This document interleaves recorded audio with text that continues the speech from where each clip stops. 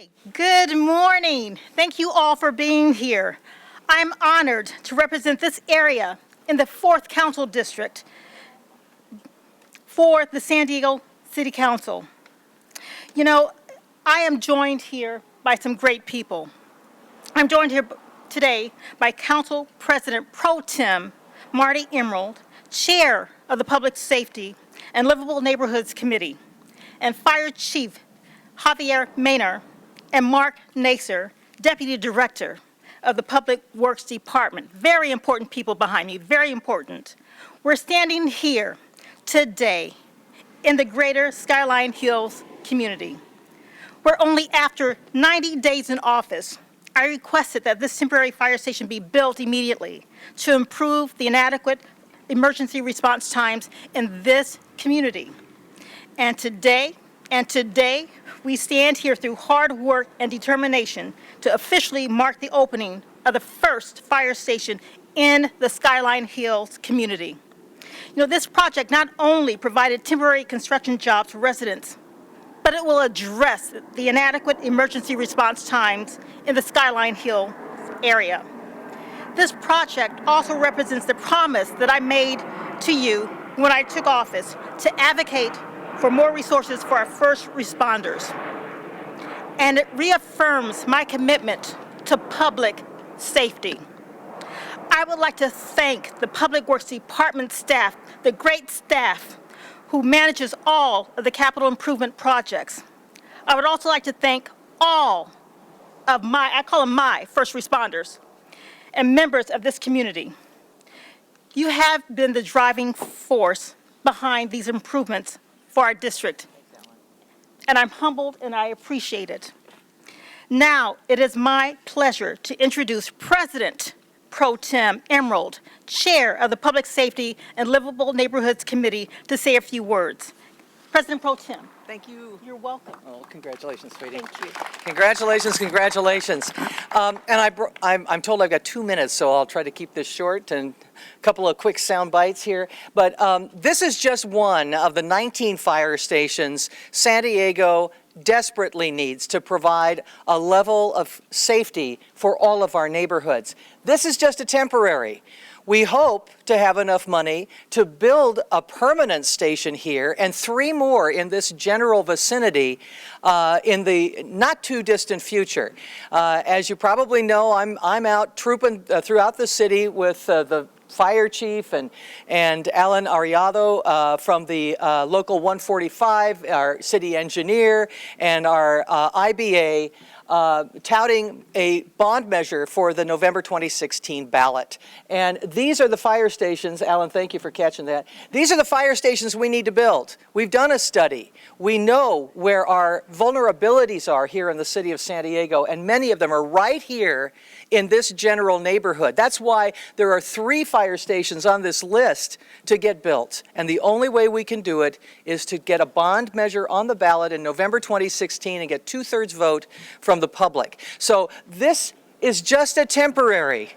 Hopefully, within the next couple of years, we're going to have enough money to build a full-scale fire station here, providing adequate facilities for our hardworking firefighters, for these crews, and a place for the community to come to get its needs met over the years to come. So one of 19 that we desperately need here in the city of San Diego. I want to thank Myrtle Cole for her commitment to public safety in the 4th District. And with her partnership and the partnership of other members of this city council and the mayor, hopefully we're going to have enough money in the bank to build not only this permanent fire station, but 18 others to keep San Diego safe. With that, I'd like to introduce our fire chief, Javier Mainar, with a few comments of his own. Well, thank you very much, Marty. You know, I could not be more proud than to be standing here today.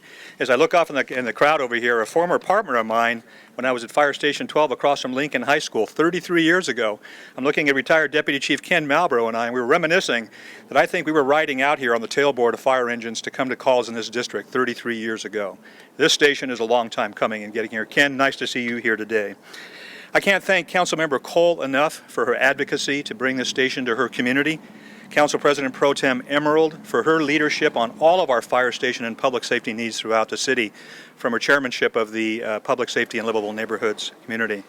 And as well, I want to compliment our mayor and the council for living through on their commitment to bring much-needed services to underserved communities like this one today. This community desperately needs a station. Fire Station 32 and Fire Station 12, which are the nearest stations to this, are very busy stations, among some of the busiest in our city. They are often occupied when a call for service comes in here. And for them to come out this way is a long run for the other fire stations that cover it. So it's desperately needed, and this fills a very big hole in our response plan. Now, the approach to using a temporary fire station like this is something that certainly is not new. It was the approach used in Scripps Ranch, in Rancho Penasquitos, and most recently in Mission Valley. Now, all of those communities now have permanent fire stations. But the most important thing is not the building, but the firefighters who serve these communities and directly provide the services. And I want to thank our mayor and council for providing the funding to immediately, as of Tuesday or Wednesday of this week, this coming week, we're going to have a crew out here serving this community. So congratulations to all those parties for helping us get there. Now, this site was designed in such a way to allow the construction of a permanent facility right here on this site without disrupting this temporary fire station and all the services it will provide, faster response times to our community. It was an exceptional job. I want to thank the folks who helped us from the Public Works Department, the Environmental Services Department, and our own fire department logistics team under the leadership of Deputy Chief Kevin Esther, who just did a tremendous job working together to bring this online as quickly as possible. Thank you all for all of your efforts to do this.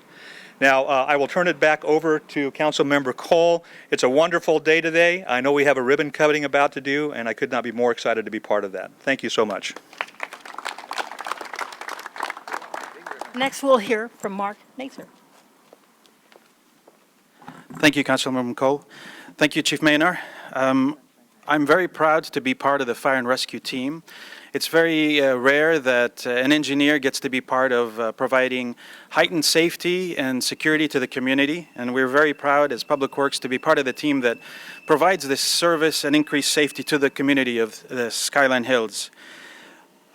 This, of course, wouldn't have happened without the collaboration of many equally dedicated individuals and groups. I'd like to take this time to thank the Fire and Rescue Department for their guidance and support in us delivering this project to the community. Also want to recognize the Environmental Services Department and then the private consultants, contractors that were key in delivering these services. Particularly, I'd like to recognize Elif Chetan and Michael Ramirez, the project management team from Public Works. And from the construction management team, I'd like to recognize Tony Perez and Lauren Graham. Good work. Thank you for your help. And just to also recognize that the private sector plays a very strong hand in ensuring that these services are provided at high quality. I want to recognize the civil and architectural firms of Rick and Nadal, the contractor Montgomery Construction, and the environmental services contractor Miller Environmental. This is an example of partnership across the private and public sectors and across the different departments within the city. And again, thanks goes to Councilwoman Emerald Cole and Mayor Faulkner. Thank you.